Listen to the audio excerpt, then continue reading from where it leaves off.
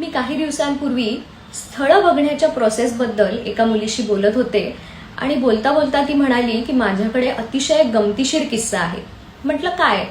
तर तिने सांगितलं, मी काही दिवसापूर्वी एका मुलाला भेटायला गेले होते. दोघं कॉफी डेटवर गेले होते. पहिले जुजबी इंट्रोडक्शन वगैरे झालं. त्यानंतर तो म्हणाला की तुझ्या अपेक्षा काय आहेत? तर तिने तिच्या अपेक्षा सांगितल्या.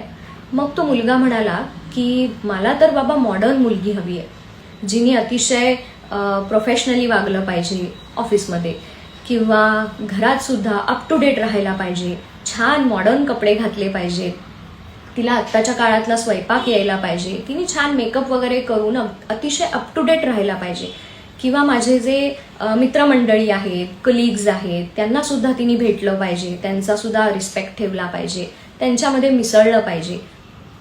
आणि हे दोघं ज्यावेळेस कॉफी डेटवर भेटले होते त्याच वेळेस त्यांचे पालक घरी भेटले होते.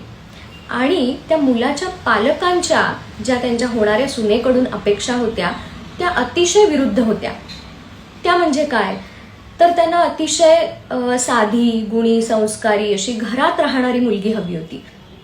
शक्यतो साडी नेसून घराच्या उंबरठा न ओलांडणारी, किंवा ब्रह्ममुहूर्तावर उठून अगदी 5-6 वाजता स्वयंपाकाला लागणारी वगैरे, अशा काहीतरी त्यांच्या अपेक्षा होत्या. शक्यतो चूल आणि मूल ह्याच्या व्यतिरिक्त तिचं जग नसावं, असं काहीतरी. तर बघा, दोघांच्या अपेक्षांमध्ये किती तफावत आहे. तिने ऑफकोर्स या स्थळाला नकार दिला, कारण तिचं म्हणणं होतं की घरातल्यांचाच जर एकमेकांमध्ये संवाद नाहीये तर नवीन येणाऱ्या व्यक्तीला हे लोक कसं सामावून घेणार, जे बरोबरही होतं. तर मला आत्ताच्या मुलामुलींना किंवा त्यांच्या पालकांना हेच सांगायचंय की जेव्हा तुम्ही स्थळ बघायला जाता त्यावेळेस तुमचं एकमेकांबद्दल कसं बॉन्डिंग आहे किंवा तुमचं एकमेकांशी कसं कम्युनिकेशन आहे हे सुद्धा समोरचं स्थळ किंवा समोरची व्यक्ती ऑब्झर्व करणार आहे. ह्याचं तुम्हाला भान असलं पाहिजे. तर स्थळ बघायला जाण्याच्या आधी किंवा मुलाला भेटायला जाण्याच्या आधी तुम्ही सगळ्यांनी, घरातल्यांनी मिळून एक छोटीशी फॅमिली मीटिंग घेतली पाहिजे आणि सगळ्यांच्या अपेक्षा काय आहेत हे सगळ्यांना माहिती असलं पाहिजे. किती सोपी गोष्ट आहे.